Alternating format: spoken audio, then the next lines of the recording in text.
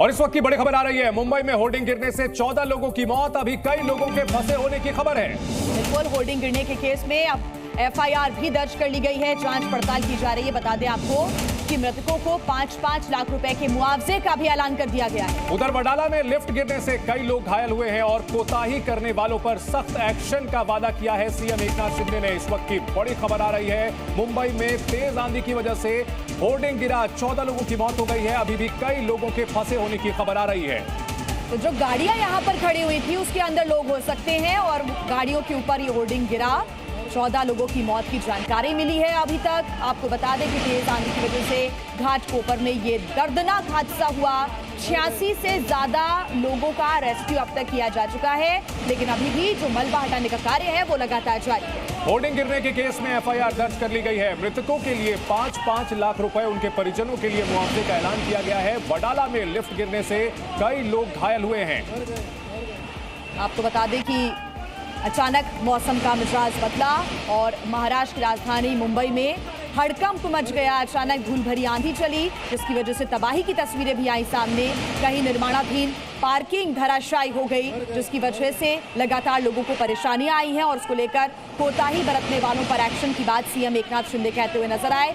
दूसरी तरफ आपको बता दें कि ये घाटकोपर इलाके में जब होर्डिंग गिरा तो अब तक 14 लोगों की मौत की जानकारी मिल चुकी है। हालांकि इस मामले को लेकर पुलिस ने एफआईआर भी दर्ज कर ली है और साथ ही ऐलान किया गया है कि मृतकों को 5-5 लाख रुपए का मुआवजा दिया जाएगा। भीषण हादसे की तस्वीरें देख करके सभी हैरान रह गए। जिस तरह से अचानक मौसम का मिजाज बदला और उसके बाद तूफान की वजह से भयानक यह हादसा हुआ। एक होर्डिंग धराशायी हो गई, कुछ ही मिनटों के अंदर कई लोगों की जान चली गई। और इस भीषण हादसे के बाद सीएम ने जांच के आदेश दिए हैं, एफआईआर दर्ज करने के आदेश दिए गए हैं। भीषण यह हादसा मुंबई में हुआ है और अभी भी कई लोगों का इलाज चल रहा है अस्पताल में। अब रेस्क्यू ऑपरेशन के बाद वहां पर प्रशासन एक्शन में आया है। 14 लोगों की भयानक तरीके से मौत हुई है, 74 लोग अभी भी जख्मी हैं।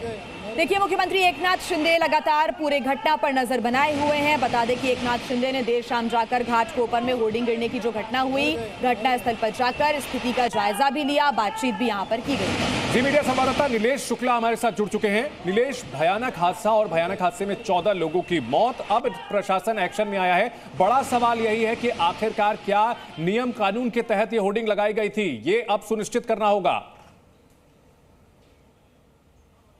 जी बिल्कुल, इस हादसे के बाद कई सारे जो सवाल हैं वो प्रशासनिक लापरवाही को लेकर खड़े किए जा रहे हैं। जब ये हादसा हुआ उसके बाद से हम लगातार देख रहे हैं कि जो जिम्मेदारी का पार्सल है वो एक डिपार्टमेंट से दूसरे डिपार्टमेंट की ओर लगातार शिफ्ट किया जा रहा है। बीएमसी ने पहले दावा किया कि ये होर्डिंग इलीगल थी, इसकी जानकारी उन्हें थी, लेकिन ये ज़मीन क्योंकि जीआरपी के अंडर आती है, अंतर्गत आती है, इसलिए उसकी परमिशन जीआरपी द्वारा दी गई थी, इसके लिए वो जिम्मेदार नहीं है। लेकिन जिस तरीके से पूरा घटनाक्रम होता है वो कहीं ना कहीं जो प्रशासनिक लापरवाही उसके ऊपर साफ तौर पर सवाल खड़े करता है। ताज़ा तस्वीरें हम आपको दिखा रहे हैं।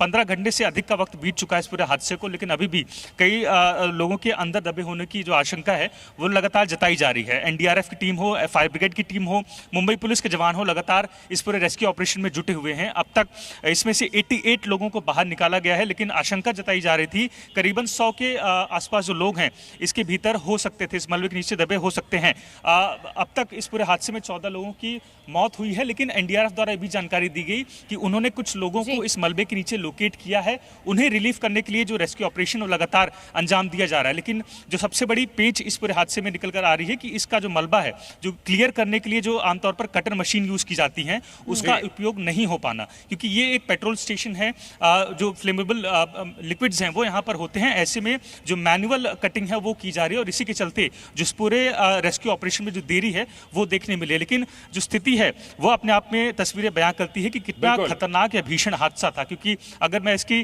डायमीटर समझाने की कोशिश करूं तो आप समझ पाएं कितना लंबा चौड़ा ये पूरा बोर्डिंग है। करीबन 300 किलो हम देख पा रहे हैं कितना ये भयानक हादसा था और कितनी गाड़ियां अंदर फंसी हुई हैं। बहुत शुक्रिया आपका इस तमाम जानकारी के लिए।